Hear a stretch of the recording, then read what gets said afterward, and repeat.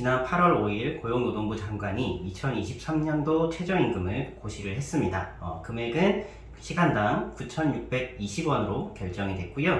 올해에 비해서는 이제 5% 정도 인상된 금액입니다. 그래서 오늘은 이제 이런 최저임금이 어떻게 좀 결정이 되는지, 그리고 누가 결정하는지에 대해서 좀 말씀을 좀 드리려고 합니다.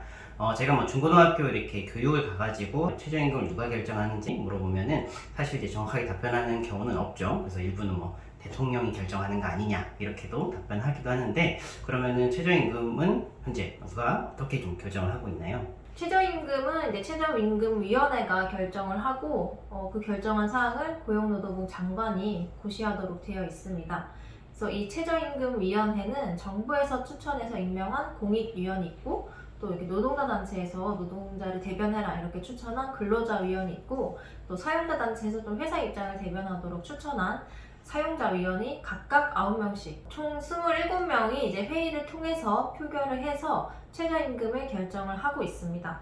그래서 그 공익위원이라고 하면 보통 교수나 연구자가 좀 많이 이제 포함이 되어 있고요. 근로자위원은 좀 노동조합 출신이 아무래도 많이 있겠죠. 사용자위원은 경총 같은 단체나 직능단체 출신이 많이 임명이 되고 있습니다.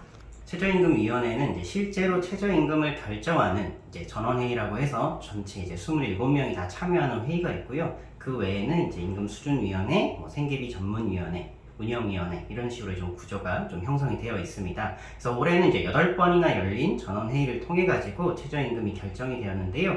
그 회의록에는 이런 것들이 좀 공개가 되어 있어서 마지막에 어떻게 이렇게 협상이 됐는지에 대해서 좀 더 말씀을 드리겠습니다.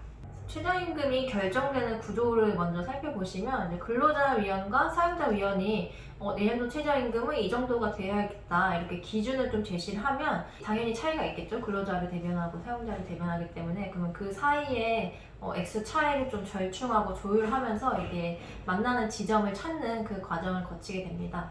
보통은 좀 조율이 잘 되지 않아요. 그래서 이 조율이 안 되면 공익위원이 이제 범위를 정해버립니다. 그래서 최고와 최저치에서 얼마와 얼마 사이에서 내년도 최저임금을 정하자 이렇게 그 기준을 제시를 하는 거죠. 그래서 전원회의 회의록을 보니까 최종적으로 이제 근로자위원들이 제안한 이제 내용을 보니까 10% 인상한 1,080원을 제안을 했습니다. 그리고 사용자위원들은 이제 9,330원, 그러니까 170원 정도 인상된 금액을 제안을 한 거죠. 근데 이제 위원장이 이제 결국 내용을 보니까 이거 뭐 조율이 안 되겠구나라고 해서 결국은 이제 심의 촉진 구간이라고 해서 최대치, 최저치를 이렇게 공포를 했는데요. 그 금액을 보니까 이제 최대는 이제 9,860원, 그리고 최저는 9,410원. 그래서 이 내에서만 이제 결정을 하라라고 이렇게 안을 던지게 되었습니다. 근데 이렇게 위원장이 이 범위 내에서 정하자라고 제시를 하니까 근로자위원은 이 안에서 다시 이제 어떤 안을 던지지 않았습니다. 그러니까 또 사용자위원들도 덩달아서 자기들도 입장이 없다 이렇게 특정한 액수를 제시하지 않았고요. 결국에는 그래서 좀 중립적이라고 하는 공익위원들이 올해에서 5% 인상한 9,620원으로 하자 이렇게 제안을 했고 표결을 진행했습니다. 그 결과로 이제 찬성 12명, 반대 1명, 기권 10명 이렇게 해서 9,620원으로 결정이 된 겁니다. 이렇게 이제 9,620원으로 이제 공익위원들이 안을 제시한 근거도 이야기를 했는데요. 보니까는 이제 경제 성장률 2.7%, 그리고 물가 상승률 뭐 다 예상치긴 합니다. 4.5%. 이 두 개를 더하고 취업자 증가율이 2.2%니까 이거를 빼겠다. 이렇게 계산을 하면 딱 5%가 나오거든요. 그래서 이렇게 뭐 경제가 성장하고 물가가 오르면은 아무래도 이제 임금이 올라야지만 생계 유지가 되는 것, 이런 것들은 좀 금방 이해가 되는데 취업자 증가율을 뺀 거는 사실 좀 이해가 좀 되진 않아요. 그럼 왜 이 취업자 증가율을 빼게 되는 거죠? 사실 작년에도 올해 최저임금을 정할 때 비슷한 방식으로 더하기 빼기를 해서 정했거든요.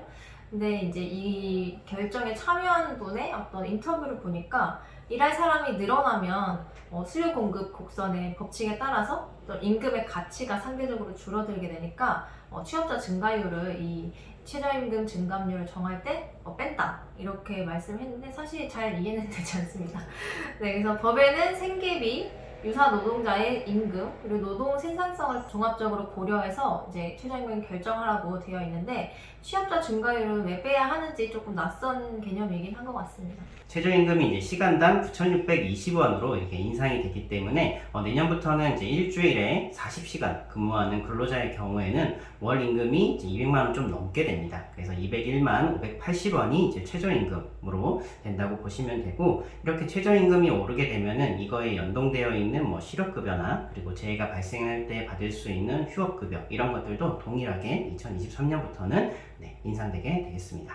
최저임금은 매해 1월 1일부터 바로 적용이 되기 때문에 내년도 월급은 이제 2023년 1월부터 오르게 되고요. 그 1월 월급을 받는 1월 말이나 2월 초부터 인상된 최저임금으로 이제 받을 수 있게 됩니다.